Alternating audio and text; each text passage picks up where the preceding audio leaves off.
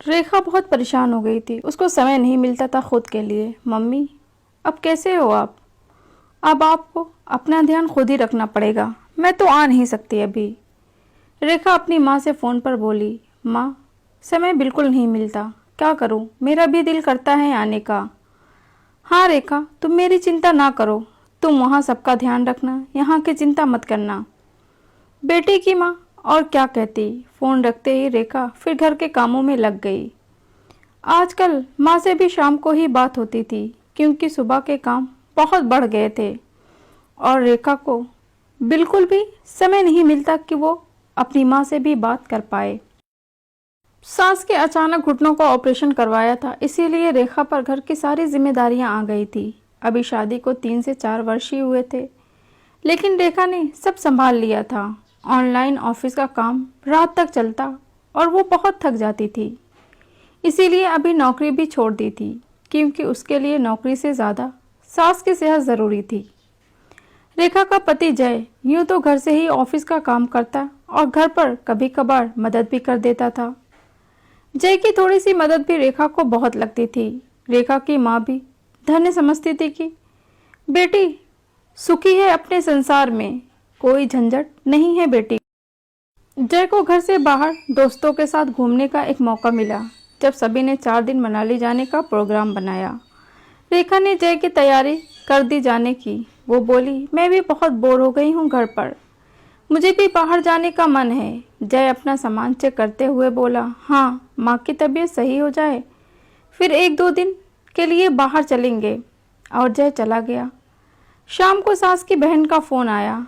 हाँ हाँ दीदी, मैं ठीक हूँ। रेखा भी है ना अब तो।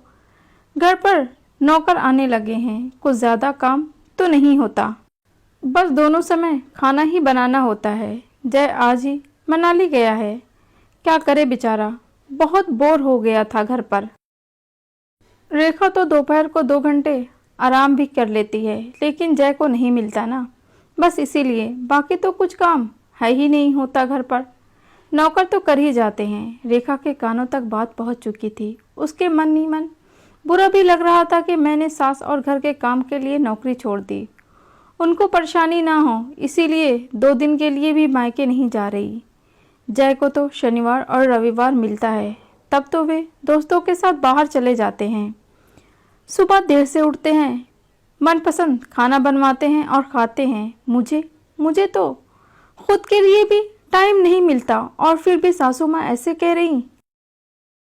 ये सोचते सोचते उसकी आंखें भर आई और पीहर की याद आने लगी। जय के वापस आते ही रेखा ने कहा, जय, शनिवार और रविवार को तुम्हारी छुट्टी होती है, 2 दिन के लिए और ले लो। मैं 4-5 दिन के लिए मैके जाकर आ जाती हूँ। अरे ऐसे कैसे जाओगी? मम्मी की देखभाल कौन करेगा? जय, वो मेरी सास हैं और तुम्हारी माँ, और घर पर काम ही क्या होता है, खाना ही ना। तो 4 दिन टिफिन लगवा लेना। तुम तो अभी बाहर गए थे, बाहर तो सब खाया ही है ना। या फिर अपनी बाई को कहना, बना देगी। तुम कुछ समय माँ के साथ बिताओ। ऑफिस के काम के कारण तुम उन्हें समय दे नहीं पाते। रेखा ने सीधे सीधे कह दिया। मुझसे नहीं होगा यार रेखा, 4 दिन घर पर बोर हो जाऊंगा। जय ने उसे रोकते हुए कहा। जय, हम लड़कियां अपने माँ बाप को पराया कर सास ससुर की सेवा करते हैं। तुम मेरी छोड़ो, अपनी मम्मी पापा के साथ रहने में तुम्हें परेशानी हो रही है? रेखा ने व्यंग्यात्मक अंदाज में पूछा। वो आगे बोली, अब रोज़ मुझे दोपहर को आराम मिलता है, तुमको नहीं मिलता ना, इसीलिए छुट्टी ले लो और आराम करो। मम्मी के साथ बैठकर बातें करो, उनको समय पर दवाई दे देना, टीवी लगा देना, थोड़ी पैर की एक्सरसाइज करवा देना। बाकी काम ही क्या होता है, सारे काम तो नौकर कर ही जाते हैं। जय, मेरी मम्मी और पापा भी अकेले हैं। मम्मी की भी तबीयत नरम गरम है, फिर भी वो कहती हैं तुम वहाँ का ध्यान रखो, यहाँ की चिंता तुम मत करो बेटा। एक बात बताओ, जब एक लड़की शादी करती है, ससुराल के सारे रिश्ते अपने बना लेती है, तो लड़की क्यों नहीं? लड़के के माता पिता की देखभाल करना बहू का फ़र्ज़ है, ऐसा बताया जाता है। तो शादी के पहले वो फ़र्ज़ कौन निभा रहा था? जय, मुझे शिकायत तुमसे नहीं, बरसों से चली आ रही इस सोच से है कि बहू के आते ही उसे इतनी उम्मीद कर ली जाती है कि वो बेचारी थक जाती है। फिर भी ये कहा जाता है कि बहू नसीब वाली है कि उसे ऐसा ससुराल मिला है। मैंने नौकरी क्यों छोड़ दी? तुम जानते हो। मैं मायके नहीं जाती, तुम जानते हो। लेकिन ये घर तो तुम्हारा है, माँ बाप तुम्हारे हैं, फिर सब कुछ मेरी जिम्मेदारी कैसे है जय? 2 समय का खाना बेटा क्यों नहीं बना सकता? 4 दिन अपने माता पिता के साथ क्यों नहीं रह सकता? बल्कि मनाली जाने की ज़रूरत तो मुझे थी। खैर, इतना सब इसीलिए बोल रही हूँ कि अब तो सोचना होगा कि शादी के बाद लड़के के माता पिता का ध्यान रखना बहू की जिम्मेदारी है, तो लड़की के माता पिता की जिम्मेदारी किसकी? और यदि सब खुद के काम करने में समर्थ है तो बहू को जिम्मेदारी के बोझ तले क्यों दबाया जाता है? ऐसा कहते ही फूट फूट कर रोने लगी। पिछले कई महीनों का दर्द आज आंसू और क्रोध बनकर बाहर निकला। आज से पहले जय ने कभी भी रेखा को इस हाल में नहीं देखा था। उसको एहसास हुआ जरूर माँ ने कुछ कहा है। जय ने रेखा को गले लगाया और बोला, हाँ गलती तो हुई है, बहुत ग्रांटेड लिया मैंने, लेकिन अब तुम देखना बदलाव तो होगा। तुम सामान तैयार करो, कुछ दिन मम्मी के घर जाओ, मैं यहाँ मैनेज करूँगा। हम लड़के कभी तुम लड़कियों की जगह रखकर सोचते ही नहीं। जय, अच्छा लगा कि तुमने मुझे समझा। काश ये बात सब समझ जाएं।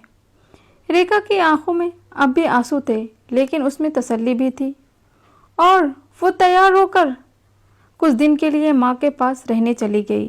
जब तक रेखा नहीं आई, जय ने माँ बाप की हर ज़रूरत का ख्याल रखा और रेखा के आने के बाद भी जय और सारी जिम्मेदारी रेखा पर नहीं छोड़ता, बल्कि हर काम में रेखा का हाथ बटाता। शादी के बाद बहू ससुराल वालों की सेवा करे, ये उसका फ़र्ज़ है, तो ज़रा लड़कों को भी कुछ फ़र्ज़ समझाया जाना चाहिए और ससुराल में बहू को भी वो मकाम दे जिसकी वो हकदार होती है। बस बहू का फ़र्ज़ नहीं होता है, बल्कि बहू के भी आराम का ख्याल रखना ससुराल वालों का फ़र्ज़ होता है। इस स्टोरी को लेकर आपकी क्या राय है? नीचे कमेंट्स करके ज़रूर बताइएगा। वीडियो अच्छा लगा हो तो वीडियो को लाइक भी करिएगा और ज़्यादा से ज़्यादा लोगों को शेयर भी करिएगा। इस तरह के और भी इंस्पिरेशनल वीडियो देखने के लिए मेरे YouTube चैनल को सब्सक्राइब करें, लाइक करें और शेयर करें। बेल आइकन को भी दबा लें ताकि मेरे वीडियोस आप सबको मिलते रहें। साथ ही साथ मेरे फेसबुक पेज को भी फॉलो करें। वीडियो देखने के लिए शुक्रिया।